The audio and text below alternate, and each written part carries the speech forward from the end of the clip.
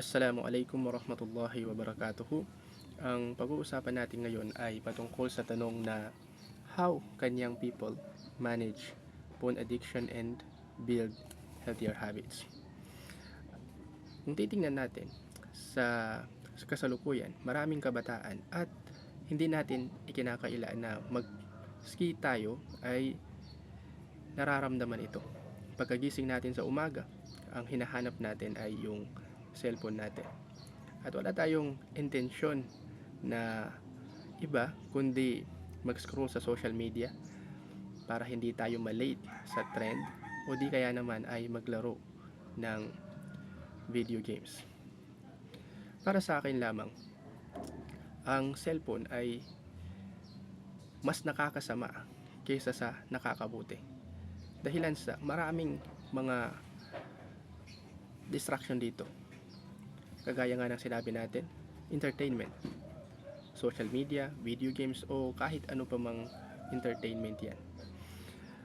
Ang social media ay o ang cellphone natin ay nakakasayang, nadidistract tayo nito. At ako, minsan,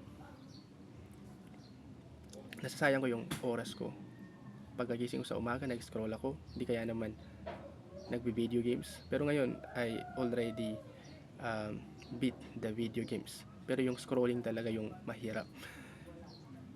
Na kapag nag-i-scroll ako, hanggang sa hindi ko na namamalayan na hindi na pala ako nagiging productive sa aking araw. At parang tinatamad na akong gawin yung mga dapat kong gawin o yung to-do list na list ko. At ang pangalawa, ang phone natin ay nakaka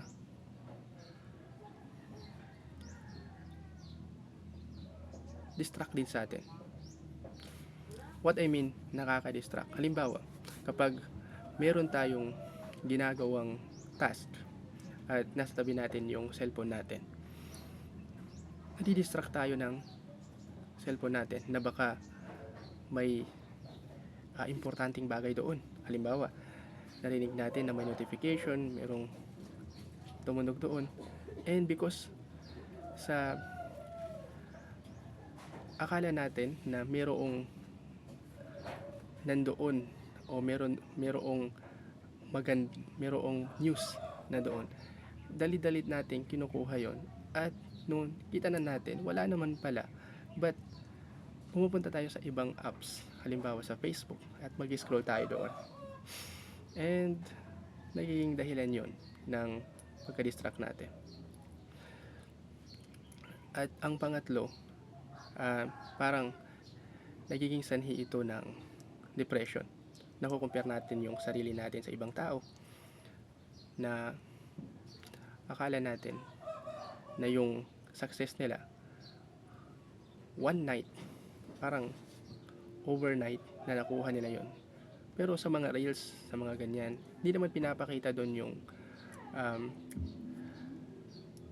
mahirap na parte. Ang pinapakita lang doon yung success na. Kaya, pero tayo bilang isang kabataan, nakakita natin yun, parang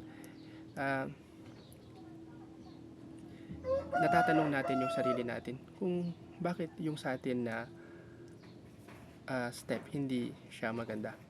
So, pumunta naman tayo sa how can we build healthier habits. Siguro dito ang maganda natin gawin bilang isang kabataan ay i-manage natin yung phone natin. I-manage natin at ang isa sa recommendation ko ay gumamit tayo ng gamitin natin yung digital phone natin. Limitahan natin yung kung ano yung apps na nakaka-addict sa atin, at meron akong recommendation na minimalist phone app na hindi mo maaari mo siyang pwede mong i-block yung mga application doon. Hanapin nyo lang yan sa Play Store. So, maganda yung cellphone, pero ang mas kung hindi natin ito kayang i-control, ay mas makakasama ito sa atin. Kaya aralin natin kung paano tayo o kung paano natin ito makokontrol, at inshallah ay mas pagtuunan natin ng pansin yung mga gusto nating makuha, yung goal natin, at ituon natin yung oras natin doon, gamitin natin yung oras natin doon, kaysa naman gamitin natin ito sa mga bagay na wala namang kabuluhan, na kahit maubos man yung buhay mo, kung ano man yon, yun pa rin yon. Ibig sabihin, walang mababago kung magpo-focus ka lang doon. Wabillahi taufiq wal hidayah. Assalamualaikum warahmatullahi wabarakatuh.